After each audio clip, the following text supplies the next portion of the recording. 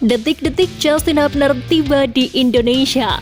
Ragnar Oratmangun susul proses naturalisasi. ST rancang 2 laga uji coba jelang Piala Asia 2023. Simak informasi selengkapnya hanya di Garuda Space Update.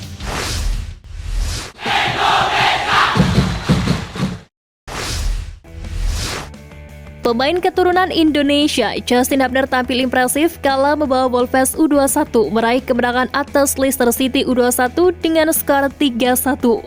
Didapuk sebagai kapten, Justin Hubner sukses menyarangkan 1 gol dalam laga lanjutan kasta tertinggi Liga Inggris U21. Kemenangan itu membawa Wolves U21 mencapai hasil positif. Mereka mencatat 4 kemenangan, 1 imbang dan 4 kekalahan dari 9 laga yang dijalani di kasta tertinggi Liga Inggris U21 itu. Sebagai bek penampilan Justin tersebut dinilai menawan. Sejauh ini dia telah mengoleksi 3 gol dari 9 laga di Premier League 2 Division 1 musim ini. Sebelumnya, Justin Hubner juga sempat berada di bangku cadangan tim utama Wolves melawan Arsenal di Liga Premier Inggris. Pemain berdarah Indonesia, Raja Nainggolan langsung menebar janji usai diperkenalkan secara resmi oleh Bayangkara FC. Raja Nainggolan menegaskan gabung tim berjuluk The Guardian bukan karena faktor uang. Mantan pemain Inter dan AS Roma tersebut bertekad membawa Bayangkara FC keluar dari zona degradasi dan bertahan di Liga 1 musim depan. Diketahui Raja Nainggolan dikontrak sampai akhir musim 2023-2024 ini mendapatkan gaji yang terbilang fantastis. Bayangkara FC melalui bantuan sponsor utamanya BNI merogoh kocek lebih dari 5 miliar rupiah untuk mendatangkan mantan gelandang timnas Belgia tersebut ke tanah air.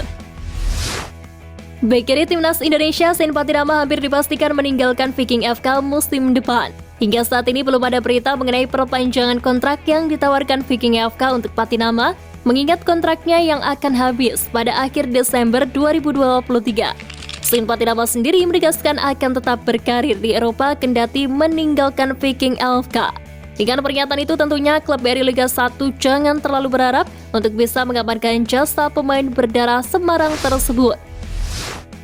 Usai tampil impresif bersama Wolves U21, Justin Hubner dipastikan tiba di Indonesia hari ini.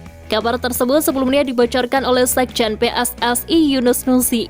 Di gedung DPR, Yunus Nusi menjelaskan bahwa Justin Hubner akan menjalani sumpah WNI pada Rabu 6 Desember 2023. Justin Hubner sebetulnya mengikuti proses naturalisasi ini bersamaan dengan Ivar Jenner dan Rafael Struijk.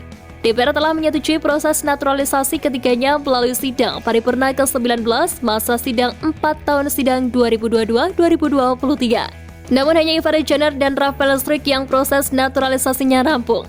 Setelah sempat maju mundur, kini Justin menunjukkan komitmen penuh untuk membela timnas Indonesia. Penampilan impresifnya bersama klub menjadi modal apik jelang membela skuad merah putih. Usai merestui naturalisasi Ceitses dan Nathan Johawan, Menpora Dito Aryo Tejo mengapresiasi Komisi 10 DPR RI yang telah menggelar rapat kerja di Gedung Nusantara 1. Saat ini rapat dilanjutkan ke Komisi 3, namun agenda itu berlangsung tertutup. Jika Komisi 3 merestui, maka selanjutnya pembahasan dilanjutkan di sidang paripurna untuk disetujui. Menariknya, Dito Aryo Tejo menjelaskan bahwa naturalisasi Ragnar Oratmangun akan diproyeksikan untuk tahun 2024. Dengan demikian, proses pemberian kewarganegaraan ini hanya untuk Nathan dan Ceitses. Jelang Piala Asia 2023, Timnas Indonesia akan menjalani pemusatan latihan di Turki pada 20 Desember hingga 6 Juni 2023. Nantinya tim pelatih akan membawa sebanyak 30 hingga 40 pemain pada TC di negeri kebab tersebut. Direncanakan skuad Garuda akan menjalani 2 laga uji coba. Ketua Badan Tim Nasional Sumarji memastikan Timnas Indonesia batal melakoni partai uji coba menghadapi Iran. Sebagai gantinya, skuad Hasan Sintayong akan melakoni laga persahabatan menghadapi Libya sebanyak 2 kali. Namun Timnas Indonesia tentu haram untuk berleha-leha, pasalnya ranking FIFA Libya rupanya juga tak main-main. Libya bertengger di peringkat 120 dalam tabel ranking FIFA. Terlebih lagi tim berjuluk Ksatria Mediterania tak terkalahkan dalam 5 laga terakhir mereka. Striker Timnas Indonesia milik Persikabo 1973 Dimas Rajat meminta PSSI menaturalisasi wasit pasca insiden keputusan kontroversial dalam laga melawan Bayangkara FC di BRI Liga 1 musim ini. Pada menit ke-90+3 saat kedudukan imbang 2-2, Persikabo 1973 berhasil mencetak gol ketiganya melalui tandukan Eduardo Cao. Namun gol itu dianulir oleh wasit Aprisman Aranda dengan alasan yang kurang jelas. Padahal apabila dilihat dalam tayangan ulang tidak ada insiden apapun. Insiden tersebut diunggah oleh akun @pengamat sepak bola di Instagram. Dimas Derajat pun tak bisa menahan unek-uneknya dengan melempar sindiran di kolom komentar. Ia menyebut bahwa PSSI perlu menaturalisasi wasit karena kejadian tersebut.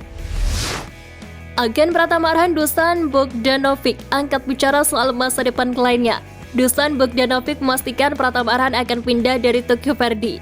Dusan Bogdanovic menegaskan masa depan Pratama Arhan akan segera diumumkan pihaknya, namun dia meminta untuk publik sepak bola Indonesia bersabar dahulu untuk saat ini. Dusan menjelaskan bahwa musim lalu sebenarnya sudah memberikan kebebasan untuk Pratama Arhan mencari tim lain, tetapi tetap memilih Tokyo Verdy. Sebab Arhan merasa mendapat banyak manfaat dari tim yang kini promosi ke Liga 1 Jepang tersebut.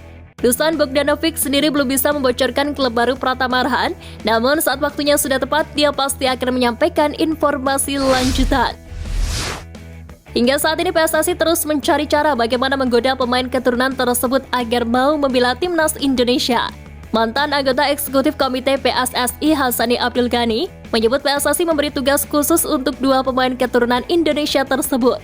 PSSI meminta agar Emil dan Kevin terus didekati hingga mau membela tim Merah Putih suatu hari nanti.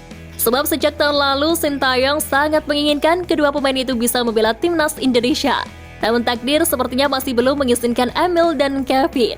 Hassani berharap kepada Ketua Umum PSSI Erick Thohir bisa ikut turun tangan lewat relasi yang dimiliki. Pemain diaspora timnas U17 Indonesia, Wilber Jardim harus menentukan pilihan lanjutan membela timnas Indonesia senior atau Brasil sebelum usia 21.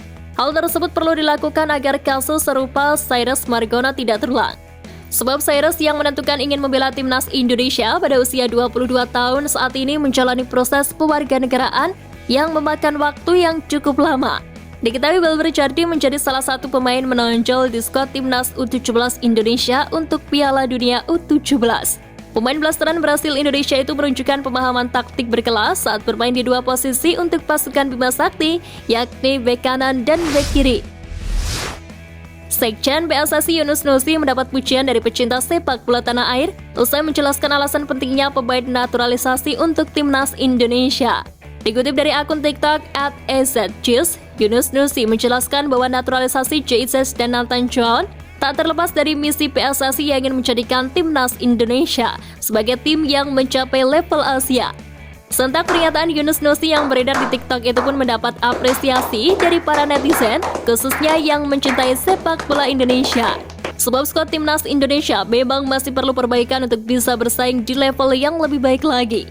Sebelumnya, Yunus Nusi sendiri sempat menjadi cibiran netizen tanah air yang dianggap kontra dengan pemain keturunan kala masih menjabat di era Ketua Umum PSSI Iwan Bule. Sekian flashnya sekali ini Sobat Garuda, mari terus dukung perjuangan timnas Indonesia. Nantikan Flash News Edition dari Garuda Space selanjutnya. Terima kasih dan salam olahraga.